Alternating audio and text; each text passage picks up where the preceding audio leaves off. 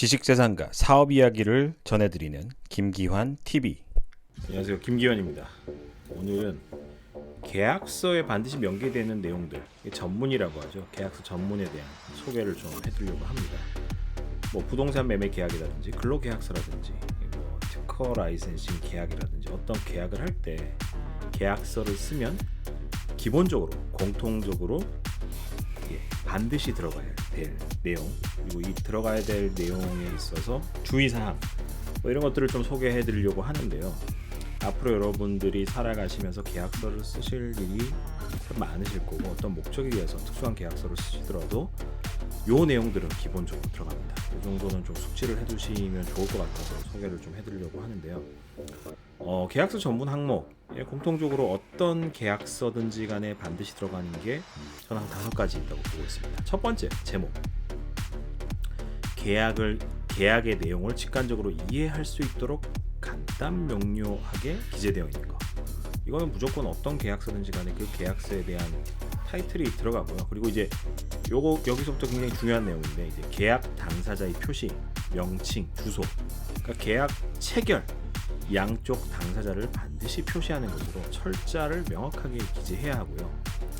개인이나 법인을 표시, 식별을 위해서는 이제 때때로는 주민등록번호라든지 사업자 등록번호라든지 명확하게 이 사람을 식별하기 위한 것들이 표기가 돼야 됩니다. 기재가 돼야 됩니다. 그리고 이제 식별을 위한 거주지 혹은 사업장의 주소 표기, 이게 중요한데, 왜냐하면은 큰 회사일수록 본사가 있고, 예를 들어서 해외 법인이 있고, 해외 법인에도 그 특수한 경우에는 그 해당 국가에 생산 법인이 있고 판매 법인이 있고, 이제 계약 주체, 계약 체결자가 누구냐에 따라서 이게 좀 많이 달라질 수가 있어요. 그래서 이런 것들을 굉장히 명확하게 해 두셔야 되고요. 라이센싱, 특허 라이센싱 계약에서 예를 들면은 본사 계약을 하게 되면 그 본사에 소속된 모든 해외 법인이나 소속된 법인, 판매 법인 이런 데서 이 특허를 다 같이 공통으로 쓸 수 있는 거고, 예를 들어서 러시아 법인하고만 계약을 했다. 그럼 러시아 안에서밖에 못 쓰는 거예요. 그리고 러시아 안에서도 뭐 생산 법인에 계약을 했다. 러시아에서 생산한 물량, 러시아에서 생산해서 나가는 유럽의 이제 국가들도 다 쓸 수 있는 거고, 이렇기 때문에 이런 거 되게 중요하고요. 그리고 또 하나 여러분들이 알아두셔야 되고 주의 깊게 보셔야 될 것 중에 하나가 계약 체결 날짜와 계약의 효력 발생 날짜. 이거 명확하게 구분을 해서 알아보실 필요가 있습니다. 계약서 사인한 날짜, 그게 이제 계약 체결 날짜고요. 계약 체결 날짜는 이제 해당 내용으로 계약 당사자가 체결한 날짜, 말 그대로입니다.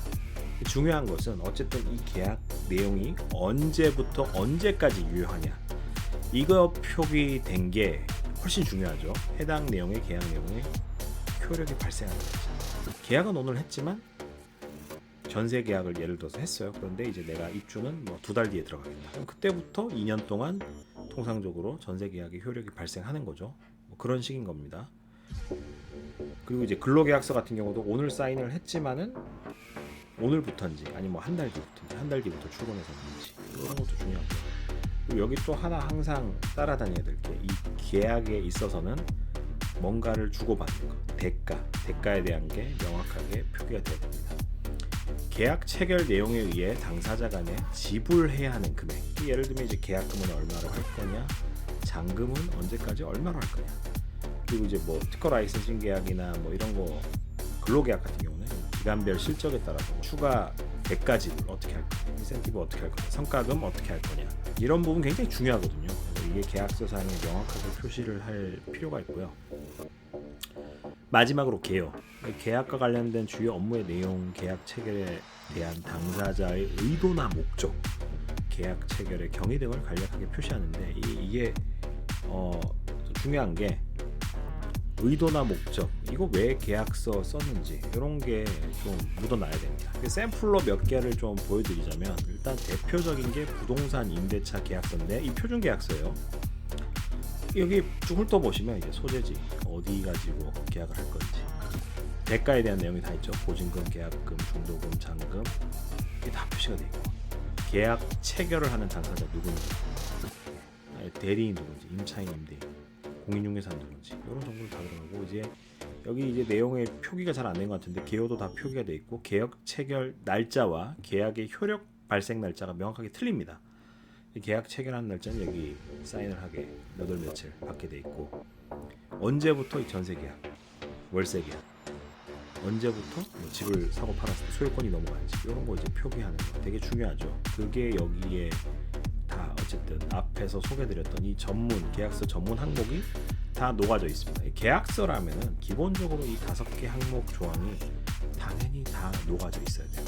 또 하나 살펴보면은 표준 근로 계약서인데 여기도 계약 체결 당사자, 근로 계약 기간, 예, 근무 장소, 내용, 대가, 예, 그리고 이제 이 계약 체결 당사자를 명확하게 그리고 이제 전반적인 내용들 다 들어가 있어요. 특허 기술, 예, 라이센싱 계약 같은 경우도 이게 지금 이제 샘플로 첫 장만 붙여드렸지만은 다 들어가 있습니다. 요약을 해서 다시 한번 리마인드를 드리면은 어떤 계약을 하든 특허 라이센싱 계약이든 부동산 계약이든 그 외에 뭐 근로계약이든 취업을 했을 때든 쓰는 계약서를 보실 때 반드시 들어가야 할 항목은 제목, 계약 당사자의 표시, 명칭, 주소, 계약 체결 날짜, 계약의 효력 발생 날짜, 대가. 계약 통해서 그래서 뭘 대가성을 어떻게 지불할 거냐, 지불 방법 경우에 따라서는 개요. 요거는 반드시 들어간다. 그리고 요 항목별로 주의 깊게 보셔야 될 부분에 대해서도 설명을 드렸는데, 계약 당사자가 정확하게 누군지, 주민등록번호나 사업자 등록번호로 식별 명확하게 할 수 있는지, 해줘야 되는지 해줘야 되고, 계약 체결 날짜 같은 경우도 명확하게, 계약은 오늘 사인했지만은 효력은 언제부터 발생한다. 그리고 대가 굉장히 중요하죠. 향후에 여러분들 계약서 쓰실 일 있을 때 이거 반드시 숙지하고 참고해서 살펴보시면 어떨까 싶습니다. 다음에 또 유익한 정보로 여러분들께 찾아뵙도록 하겠습니다. 감사합니다. 지식재산가 사업 이야기를 전해드리는 김기환 TV.